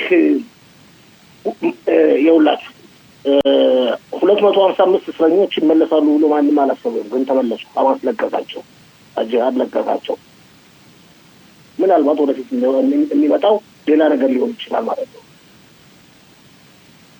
ብቻ ሳይሆን ፋሲል እንደውም በዚህ ጉዳይ ላይ አቋማቸው ለአዲሱ የጸጥታ ኃይል እኛም ዛውስ መቀላቀል አለብን የሚል ንግግርም ተናግረዋል እስራኤል ይሄንን አትቀበልም ይሄ ማለት እንግዲህ ምን ያህል ጊዜ ቢወስድ ነው ይላሉ መናገራቸውን ይቀጥላሉ እንደሚባለው ከሆነ ገደብ ተወስኖላቸዋል ከሁለት ወር እስከ 3 ወር ባለው ጊዜ ውስጥ በዛ ጊዜ ትጥቃቸውን ካልፈቱ አንተ ለጠየቀው የመጀመሪያው ጥያቄ መልስ ሰጣለሁ እስራኤል ግዴታ በኃይል መጠቀም እንዳለባት ልትገደድ ነው ይህን ነው ማለት የምችለው ምክንያቱም ለረጅም ጊዜ ዓለምንም ውሳኔም መጎተት የማይቻልበት ደረጃ ተደርሷል እንግዲህ ሐማስ በአንድ በኩል ማለትም አዛብ አንድ በኩል እንደገና መልሶ መቋቋም አለበት የሚባል ሁኔታ አለ ይህን ለማድረግ ደግሞ የራፊያህ ኬላ መውጫና መግቢያ መከፈት የሚባልበት አለ እነዚህ ሁሉ እንዲደረጉ ዋናው መሰረቱ ሐማስ ትጥቁን መፍታት ነው ትጥቁን እስካልፈታ ድረስ ያለው ሁኔታ ለውጥ ስለማይኖረው ለውጥ እንዳይኖረው ከሚፈልጉት ይልቅ ለውጥ እንዲኖረው የሚፈልጉት ቁጥር የበዛ ስለሆነ ከሀገሮች መካከል ፕሬዝዳንት ዶናልድ ትራምፕ ጋር ሐማስ ሆነም ቀረም መጨረሻ ላይ ሊቁም ወስታቱን ይገደዳል። ምንም አማራጭ የሌለበት ሁኔታ ነው የደረሰው። እንደውም እንደሚባለው ከሆነ በአዛ ያሉት ሐማስ መሪዎችና ተዋጊዎች ብዛት ባለው ሁኔታ በራፊያህ ኬላ በር በኩል ወደ ቱርክ እና ወደ ሌሎች ሀገሮች እንዲወጡ እየተዘጋጁ ነው የሚልም የተለያዩ ዜናዎች ጠቁማሉ። አማራጭ የላቸውም። አማራጭ እንዋጋለን ካሉ ሊሞቱ ይችላሉ። አንዋጋም በገዛ ፈቃዳችን ትጥቃችንን ፈተን እንወጣለን ሀገር እንለቃለን ካሉ ግን እንዲለቁ ጥያቄ ተቀርቦላቸዋል። እንግዲህ ሁሉም መልሱ ከነሱ ነው። ከ2 ወርና ከ3 ወር በላይ ባልበለጠ ጊዜ ውስጥ የግዴታ ውሳኔ ላይ መድረስ ያስፈልጋል። በአጠቃላይ ግን በምናይበት ጊዜ አቶ ፋሲል አሁን በተለይ ራፊያህን ኬላ መከፈቱና ከዚህ ወደ ውጭ የሚሄዱት ከውጭ ወደ ሀገር ወደዚህ ሀገር እንዲመለሱ ማድረጉ በአጠቃላይ እንደገና አሁን እስካሁን ድረስ አዛ ውስጥ ሐማስ የጦር መሳሪያ ስላልፈታ አሁንም ቢሆን ተመልሶ ራሱን እያደራጀ ራሱን እያጠናከረ አይደለም ማለት በአንድ በኩል ትክክል ነው። በተለይ ከውጭ በኩል ማለት በራፊያ በኩል ዜጎች እንዳይገቡ ከፍተኛ ፍላጎት አለ። እስካሁን ድረስ ራፊያ ኬላ አልተከፈተም። ነገ ሊከፈት ነው እኮ አልተከፈተም። ነገ ይከፈታል ተብሎ አይደል? እስካሁን አልተከፈተም እና መግቢያና ከውጭ የሚመጡትና ከአዛ ውስጥ የሚወጡትን በማስመልከት ብዙ ጥያቄዎች የተነሱ ነው። ያም ሆነ ይህ ሐማስ አሁንም ቢሆን የተለያዩ መንገዶችን በመጠቀም መደራጀቱን አላቋረጠም። ከዛም በኋላ ሊደራጅ ይችላል። ጥያቄው ምን ያህል ይደራጃል በ2 እና በ3 ወር ውስጥ? ጥያቄው እስራኤል ከላይ ሆና እየተቆጣጠረች አይደለም ወይ? ስለዚህ አማራጭ የሌለው ሁኔታ ነው ማለት መደራጀቱ እኮ የሚያዋጣው አይደለም። ከለቀቀ ካለቀቀ ከ2 ወርና በ3 ወር ባለው ጊዜ ውስጥ መደረሱ አይቀርም። ውጊያ ይከፈታል። 3 ወር ባይሆን 3 ወር ተኩል 3 ወር ተኩል ባይሆን 4 ወር ውስጥ ጉዳዩ በሙሉ ይፈጸማል። ኦኬ አቶ ፋሲል ከዚህ ደግሞ ወደ ኢራን ልወስድ ነው። አቶ ፋሲል ኢራን ያለችበት ሁኔታ በተለይ የአውሮፓ ሀገሮች በዚህ 24 ሰዓት ውስጥ እና 48 ሰዓት ውስጥ ሀሳባቸውን የቀየሩ መስሎ ይታያል። ማለትም የኢራንን ልዩ ኃይሎች እነሱን እንደ ሽብርተኛ ድርጅት አድርገው እየሰየሟቸው ነው። ከዛም ኢራን የጨፈጨፋቸው ዜጎቿ ቅጣት አልባ ኢራን ማለፍ የለባትም ትላለች። በአንድ በኩል ግን ሙሉ በሙሉ የአሜሪካን መንግስት አቋም እየደገፉ አይደለም። ግን አቋማቸው ግን ይህ መንግስት መቀጣት አለበት እያሉ ነው። እንዴት ነው ይህስ የምታየው? እዚህ ደረጃ ማድረሳችንም እግዚአብሔር እናመሰግናለን። አቶ ሽሎሞ አንድ ነው የምታውቀው ነው። ያው ሌላ ነገር ሲመጣ ከጥቅምት 7 በኋላ እስራኤል ላይ አሁን ጭፍጨፋ ሲደረግ በአንደኛውና በሁለተኛው ቀን ነው ከ3 ቀን በኋላ ነው እስራኤልን መወንጀል የተጀመረው። አሁን ስንት ጊዜ ሆነው 2 ሳምንት 3 ሳምንት አለፈ አይደል እንዴ? ሁሉ ነገር ድምጻቸው ሳያሰሙ የምዕራብ ሀገሮች ነን የዲሞክራሲ ባላባቶች ነን የሚሉት አውሮፓ ሁላችንም እንደምናውቀው በካሪያ ስላቦች ተይዛለች ማለት ነው። አሁን ብለው እዚህ ደረጃ ላይ መድረሳቸው አሜሪካ ነው ፈርተው ነው ብዙ ነገር ጉዳት ይደርስብናል ብለው ነው። አሜሪካ በማይቀርና በማይለወጥ ሁኔታ እርምጃ ትወስዳለች። ለምን ኋላ ቀር እንደ ጅራት እንከተላለን ብለው ፈርተው ነው እዚህ ደረጃ ላይ እንደርሳለን ብለው ፈርተው። ስለዚህ የሚገርም አይደለም። ያም ሆነ ይህ አሜሪካ ያው አቀሳው ላይ ቀር በፋርስ አሰላጤና መካከለኛው ምስራቅ መጠናከሯንና መደራጀቷን እንደቀጠለች ነው። በቅርቡ እንደሚባለው ከሆነ ከብዙ የታመኑ የዜና ምንጮች አሜሪካ እርምጃ መውሰዷ አይቀርም። የእርምጃዋ ዋና ዓላማ የአያቶላዎች መንግስት እንዲወርቅ እንዲገረሰስ ነው። ይህ ከሆነ ታሪክ ተሰራ ማለት ነው። በእድሜያችን በእኛ ትውልድ ብዙ ነገር አቶ ሽሎሞ ያላየናቸውን ነገሮች ጋር እያየን ነው። ይሆናል ብለን ያልገመትናቸው ነገሮች ሁሉ እየተገበሩ ነው። መካከለኛው ምስራቅ ስታስበው ከኢራን መካከለኛው ምስራቅና ፋርስ ባለሰላጤ 40 ዓመት አካባቢ ይሄ ሁኔታ ነው። ከኢራን ነፃ መሆኑ፣ ከሶሪያው አምባገነን አሳድ ነፃ መሆኑ፣ ከሊባኖስ ከሂዝቦላ ነፃ መሆኑ፣ ሐማስ ከአዛ መደምሰሱ ምን ያህል ትልቅ ነው? ታሪክ አይደለም? ሐማስን እንኳን 100% ተገርሶሳን ብለን ለመናገር ትንሽ እንከብዳለን ነው ባለበት ሁኔታ። አሁን አልተደረሰም። አሁን ማለት አይደለም። ሐማስ አሁን 20% ነው ቢንቀሳቀስ፣ ከዛ በላይ የማይንቀሳቀስም። አነስተኛ አቋም ቢይዝ አይደለም እስራኤልን አሁን ገብታ እንኳን እንድትፈትሽ የፈቀደው ገባ። እንደ ድሮ ኃይል ቢኖረው ምንም ማንም ሰው ዝር አይልም ነበር። ያም ሆነ ሐማስ አለ አልተደረሰም። ግን ሐማስ ደካማ ነው። ይሄን መቀበል አለበት። ኦኬ አቶ ተስፋዬ መጨረሻ ጥያቄ ለፋሲል የመጨረሻ ጥያቄ ፋሲል እንግዲህ በሱሪያ በአሁን ሰዓት ከሰሞኑ የሚወጡ መረጃዎች ቱርክ ያልሆኑ እንቅስቃሴዎችን እያሳየች መሆኑን በእስራኤል ትንሽ ያሰጋ ነው። ይሄ ማለት በተለያዩ ቦታዎች የእስራኤልን አየር ክልል ጠቅልሎ ለመያዝ የሆኑ አንዳንድ ድርጊቶች እየተደረገ ነው። በእስራኤል እስካሁን ድረስ በቅርብ ትኩረት ቢሰጡትም ምንም አይነት እርምጃ አልተወሰደም። በዚህ ሀሳብ አለ ፋሲል? አንደኛ የአየር ክልል የሚያያዙ መስሎ አይታየኝም። እንደመስለኝ ከሆነ ራዳር በሶሪያ ዋና ከተማ ደማስቆ የሚገኘው አየር ማረፊያ ተከሏል ነው የሚባለው። የእስራኤልን ግዛት ሁሉ ማየት የሚችል በኃይል ደረጃ ቱርክ ጠንካራ ሀገር ነች። የኔቶ ቃል ኪዳን ድርጅት አባል ነች። የኢራን መውደቅና መገርሰስና የቱርክ መነሳት ብዙዎችን ያስፈራል፣ መፍራትም አለባቸው። እንግዲህ የናህል ኦዝ ታሪክን ባጭሩ ለመናገር ቀላል አይደለም።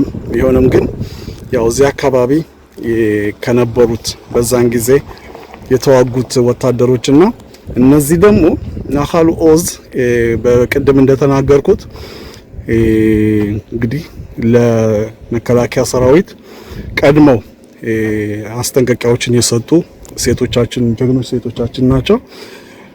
ለነሱ ማስታወሻ ከጋዛ ፊት ለፊት እንግዲህ እዚህ አካባቢ የምናየው የናህል ኦዝ የኪቡጹ የራሱ የሆነ የእርሻ ቦታ ነው። በጣም የእርሻ ሰፈር ነው። እንግዲህ ይሄ ከጋዛ ፊት ለፊት እነሱን ለማስታወስ የተሰራ ሐውልት ነው። ከሐውልቱ ቀጥታ ሰሜን ጋዛን ማየት ይቻላል። እንደነሱ ማስታወሻ ነው። እንግዲህ ይሄ የነሱ ታሪክ ነው። በ7 10ኛው ወር 23 እንደ አውሮፓን አቆጣጠር እያንዳንዱ ድንጋይ እዚህ ላይ እንደምናየው እያንዳንዱ ድንጋይ የነሱን ማስታወሻ ነው። ሐውልት እቺ ኦሸር ባራዛን ትባላለች። በዚህኛው ሳይድ ሺር ኤል ኻይም ትባላለች። ነፍስ ይማር። እችም እንደዚሁ ያም ጋልስ ነፍስ ይማር። በጣም በሚያሳዝን ሁኔታ ነው። እያንዳንዱ ድንጋይ እያንዳንዱ ሐውልትን በለው እንግዲህ የተሰዉበት ነው። ማያ ነፍስ ይማር። ያይል ሊፍሾ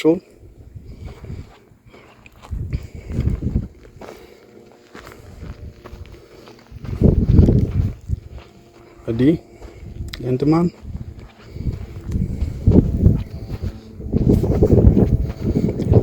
ኖም አብራሞቪች እንግዲህ እንደምታዩት ነው። እያንዳንዱ ድንጋይ ሐውልት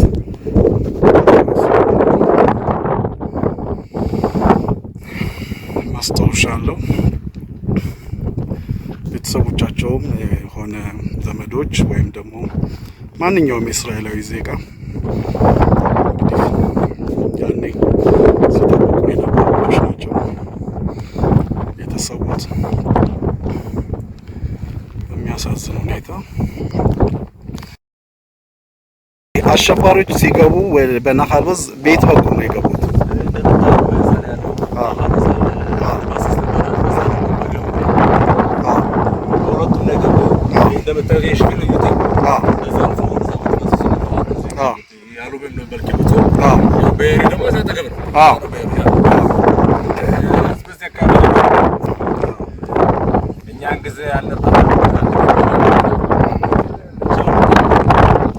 በአየር ወለድ ነው ያገለገልከው። አሁንም በተጠባባቂ ውትድርና አየር ወለድ ነው።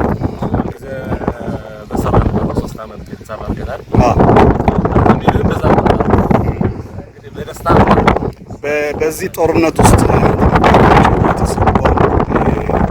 ለማስታወስ ያህል